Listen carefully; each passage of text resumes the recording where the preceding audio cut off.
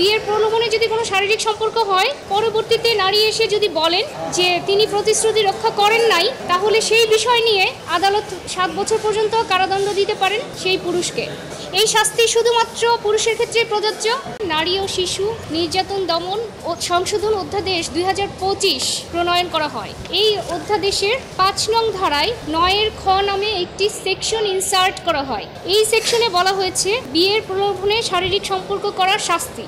এই সেকশনের মূল কথা হচ্ছে, যদি কোনো পুরুষ কোনো নারীকে বিয়ের প্রলোভন দেখিয়ে শারীরিক সম্পর্ক করে, তাহলে সেই পুরুষের 7 বছর সশ্রম কারাদণ্ডে দণ্ডিত হবেন এবং অর্থদণ্ডেও দণ্ডিত হবেন এবং উভয় দণ্ডেও দণ্ডিত হবেন। অর্থাৎ বিয়ের প্রলোভনে যদি কোনো শারীরিক সম্পর্ক হয়, পরবর্তীতে নারী এসে যদি বলেন যে তিনি প্রতিশ্রুতি রক্ষা করেন নাই, তাহলে সেই বিষয় নিয়ে আদালত 7 বছর পর্যন্ত কারাদণ্ড দিতে পারেন সেই পুরুষকে।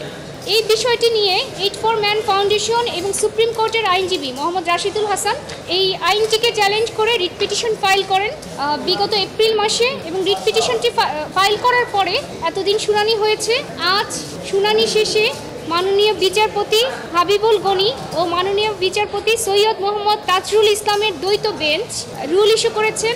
রুলের মূল কথাটা হচ্ছে যে এই যে নারী ও শিশু নির্যাতন দমন অধ্যাদেশ 2025-এর মাধ্যমে যে ইনসার্টেড যে সেকশন 9 খ, অর্থাৎ বিয়ের প্রলোভনে শারীরিক সম্পর্ক, এখানে যে পুরুষের যে শাস্তি বিধান রয়েছে 7 বছরের, এটি কেন অসাংবিধানিক নয় এবং কেন এটি স্ট্রাক ডাউন করা হবে না।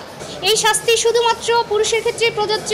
অর্থাৎ কোনো পুরুষ যদি বিয়ের প্রলোভন দেখিয়ে শারীরিক সম্পর্ক করেন, বিয়ের প্রতিশ্রুতি দেন এবং পরবর্তীতে যদি দেখা যায় যে তিনি সেই প্রতিশ্রুতি পালন করছেন না, সেটিকে এই নারী ও শিশু নির্যাতন দমন অধ্যাদেশের মাধ্যমে শাস্তিযোগ্য অপরাধ হিসেবে চিহ্নিত করা হয়েছে এবং 7 বছরের কারাদণ্ডের বিধান রাখা হয়েছে। এবং এখানে একটা বিষয়, সেটা হচ্ছে যে এটা হচ্ছে একটা ডিসক্রিমিনেটরি সেকশন। অর্থাৎ প্রতিশ্রুতি কিন্তু যে কেউই না রাখতে পারে, নারীও না রাখতে পারে, পুরুষও না রাখতে পারে, কিন্তু শুধুমাত্র পুরুষের শাস্তির বিধান করা হয়েছে। এবং এখানে কিন্তু বিবাহিত অবিবাহিত কারো বিষয়ে আলাদা করে কিছু বলা হয়নি। এখন দেখা যেতে পারে যে একজন বিবাহিত নারী যিনি 2-3 সন্তানের মা, তিনিও দেখা যেতে পারে প্রতারণা করে আরেকজনের সাথে চলে গেছে, তারপরে বলবে আমাকে বিয়ের প্রলোভনে শারীরিক সম্পর্ক কেন করলো।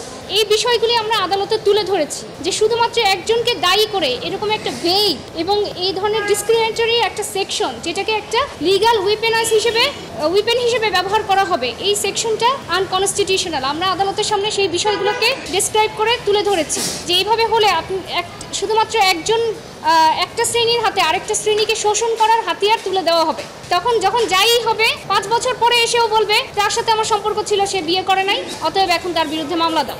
যেহেতু নারীর কোনো আলাদা করে শাস্তির ব্যবস্থা নাই, তাই শুধুমাত্র পুরুষকে শাস্তির বিধান রেখে আইনটি আমরা বাতিল চেয়েছি।